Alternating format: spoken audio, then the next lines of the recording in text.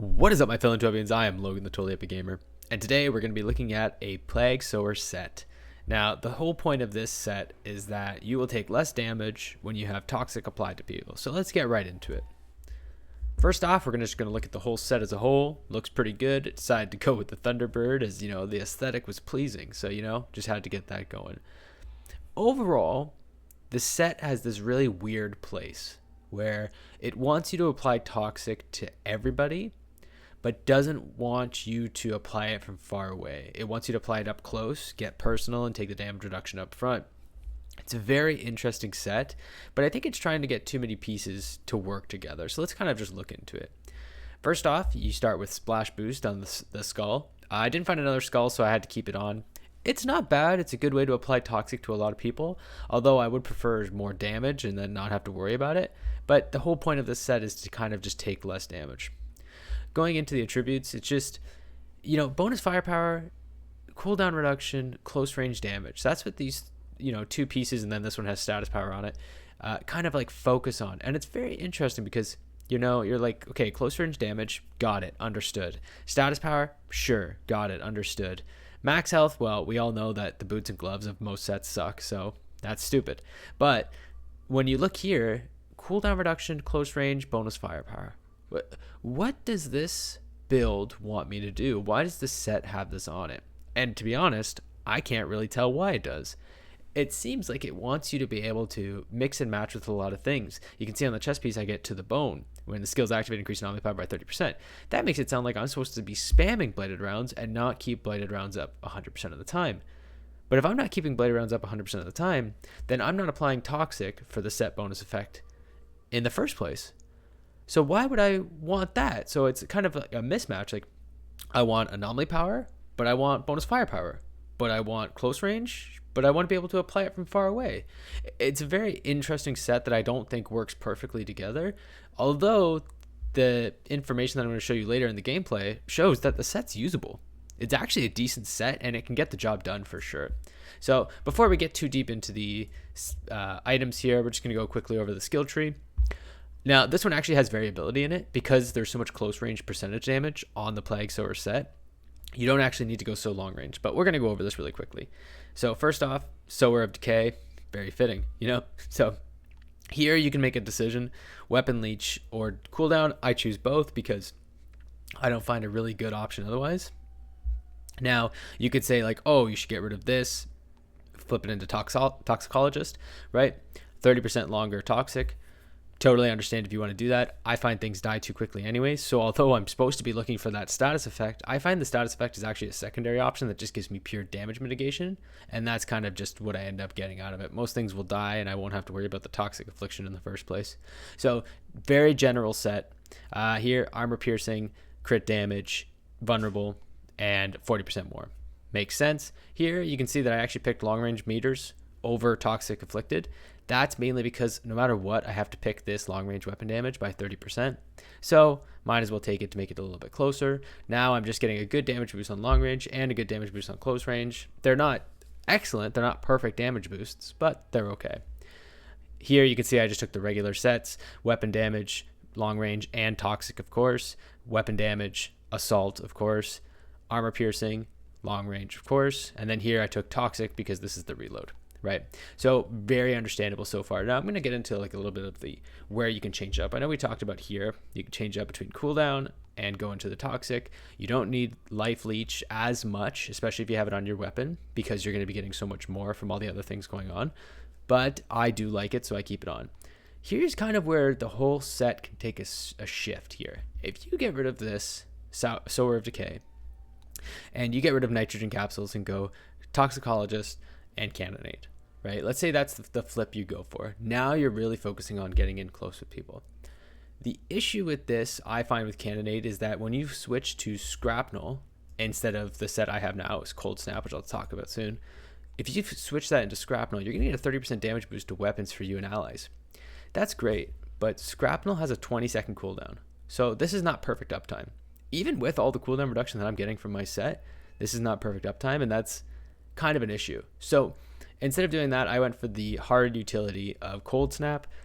You might be like, oh, well, you want them up and close and personal anyways, and I'm also not running any cold snap mods, but I find cold snap just gives me so much more utility, and it allows me to speed up a run. Maybe it doesn't derive direct damage or cause me to do anything more specifically better, but because I already have so much inherent damage, I can actually just speed up a run by cold snapping enemies, making sure they don't transition to a hard to reach place, having to run to them.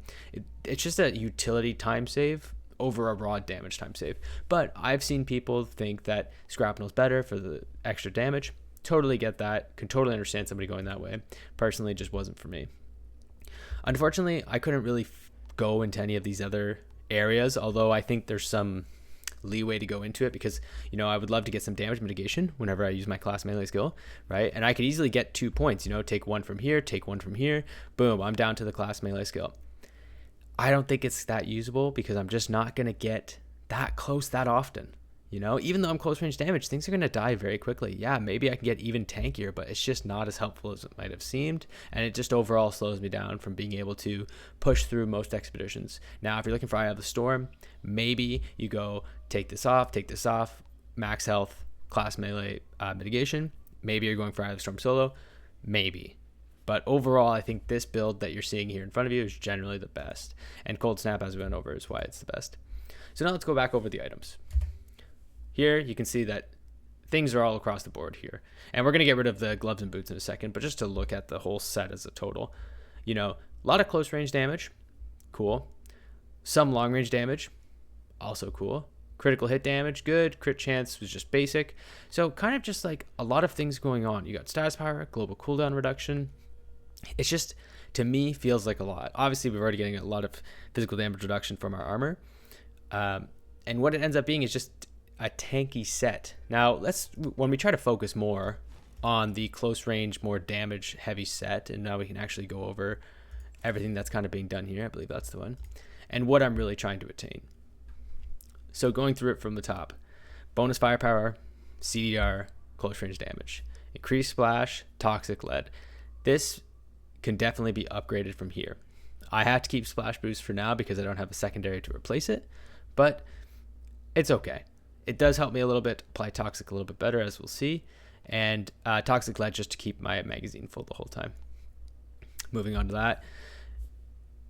This doesn't make sense at all. I don't get why they put to the bone on it because, that ruins the point of a legendary in the first place, that you might be able to stack 2 tier 3 mods that are super helpful. To the bone is not going to help you. What anomaly power are you going to get? It doesn't make sense, but, you kind of need it for the set. Attributes aren't so bad. Of course, I don't really like cooldown reduction. I don't think it helps at all, but it's still there. Close range damage, bonus firepower, totally understandable. I put personal space on this because I'm supposed to get close, although you'll see I don't need to. There's no point. So it's kind of an interesting set. Bonus firepower, status power, close range damage.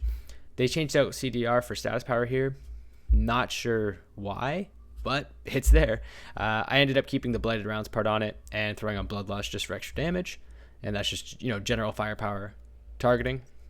Here I kept my old gauntlets with the cannonball. Same kind of reasons. 2 tier 3 mods that are super good. Skills life leech, don't really care. CDR, don't really care, but the bonus firepower is great. You could obviously get something that has more long range and close range on here, and a lot of people think it's better. For me, I find 2 tier 3 mods on something is much better, and I haven't found gauntlets or gloves that can replace this with higher damage, or else I would. Moving on to the boots. Bonus firepower, close range damage, status power, euthanizer, and then emergency stance. Now, you might think, well, you already have so much damage mitigation. What do you need emergency stance for? Well, it's going to get to the point where I just don't die. I can stand right in front of a broodmother. Everybody around me, I apply toxic to just the broodmother, and I'm unkillable. And that's just what happens. And I'll show you guys that later.